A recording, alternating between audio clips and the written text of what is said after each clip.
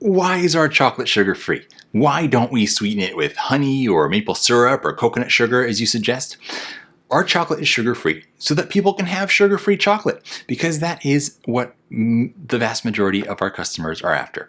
Because maybe they have a sugar-sensitive health condition. Maybe they're dealing with candida or some other digestive issue, or maybe they're dealing with Lyme and they really need to go into keto, or maybe they're doing keto to try to lose weight, or maybe they're doing it for optimal brain performance, or maybe they're doing it for longevity, because when you're on a sugar-based metabolism, you produce more AGEs, advanced glycation end products, that accelerate aging and lead to cross-linking of the DNA. Or maybe they're wanting a sugar-free chocolate because at a certain point of eating chocolate, it's amazing, but you reach a point, even with a healthy chocolate, if it's not sugar-free, where it's like, okay, that's too much sugar, I gotta back off now. Maybe you want to have some more chocolate and not have to deal with that issue.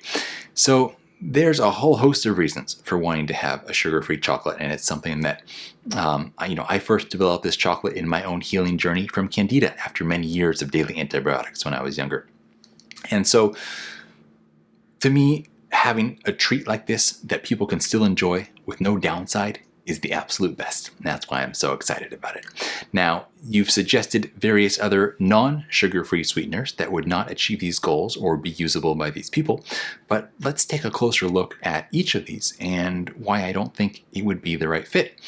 First, you mentioned honey. I think probably most people don't know this, but you can't actually make chocolate with honey.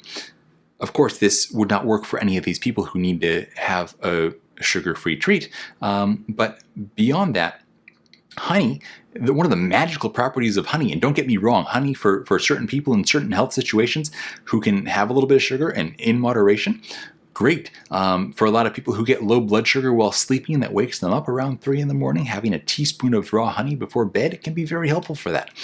But honey, one of the magical properties of it, as I was saying, is that it cannot be dehydrated, which is wild, but it just stays like that.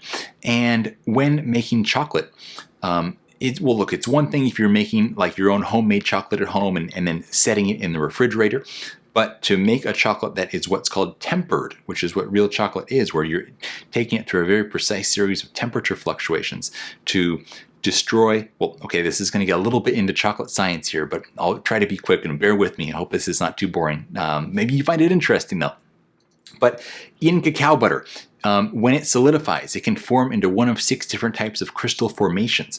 Each of these crystals has a different melting point, a different texture, and therefore a different way of releasing flavor and a different feeling in the mouth because of that texture. And so types 1 through 4 and type 6, you don't want those. You want type 5. The best chocolate has the highest levels of type 5 crystals. That makes it really smooth and creamy. It makes it not melt when it's just sitting at room temperature. And it gives it that great snap that everybody likes to hear when breaking into a chocolate bar. And so you do this by taking the chocolate through a very precise series of temperature fluctuations. And this process can also not happen if it's too warm in the room, if it's too humid in the room, or if there's too much moisture in the chocolate that you're trying to make. So if there's honey in there, this will not work. There do exist companies who make chocolate with honey because they use maltodextrin to basically suck up the moisture out of the honey. And so you can buy honey that is in a powder form because it's mainly maltodextrin with a little bit of honey. That's of course not something I have any interest in. And so you need that low level of moisture in the chocolate for it to actually become a chocolate bar.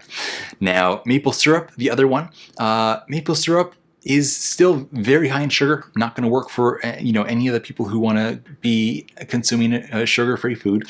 It is very low in fructose, which is a positive. People say it's very high in minerals. Well, kind of. I mean, not compared to most actual whole foods. And again, maple syrup would have too much moisture to actually make a chocolate bar. You can get maple sugar, which would avoid that problem, but that's something a little bit different from maple syrup. It's going to be more processed. And so yeah, again, for all the same reasons I've listed before, maple syrup is not what we're using. One, because I'm not thrilled with the flavor combination with chocolate, but also because we want a chocolate to be sugar-free for that extensive list of reasons. Then your last one you mentioned was coconut sugar. So Coconut sugar's big hype for so long was, oh, it's got a low glycemic index score. Not really, though. Table sugar scores at 60. Coconut sugar scores at 54. People say, oh, but it's got minerals. A little bit, but not that much that it's actually going to make any real difference in your health, and nothing compared to what you would get from actually eating whole foods.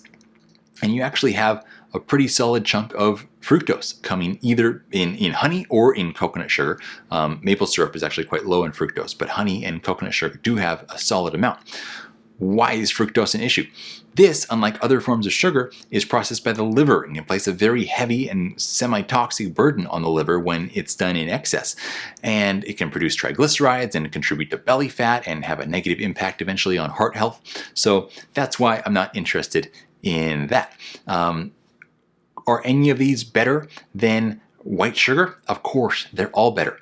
Are they something that you want to have tons of all the time? No. Honey would definitely be my favorite of all of them, and I basically never have coconut sugar. So, look, if you really want a chocolate with some sugar in it, there's other companies out there that will do it for you. To me, I wanted to create what I perceive as being the absolute healthiest chocolate with the maximum amount of positive impact in your health and no negative downside, and I genuinely think that's what I've done here. It's a great way to enjoy an amazing chocolate experience first and foremost, but then also to enjoy the benefits of cacao, to enjoy the benefits of these amazing herbs that we've combined in there, and do it in a way that's not going to be impacting your blood sugar. So you can deal with whatever health conditions you're dealing with, or maybe you just enjoy having metabolic flexibility, or maybe you enjoy having a fat-based metabolism that makes you feel better every single day and maybe is causing you not to age as fast and having some beneficial effects on your hormone health and your brain. So that's the approach we've taken. Thank you guys for joining me. It's fun to share this with you, and this actually opened up a little bit of chocolate side conversation that we haven't had before, which is pretty fun. So thank you to the person who sent this question in. Have an amazing day, guys. I really hope it's all going well for you out there. I know life can be hectic, but we do our best, right? Keep plowing on and doing your best to smile and share smiles with those around you, and hopefully they'll smile back. Have a great day, and see you again next time.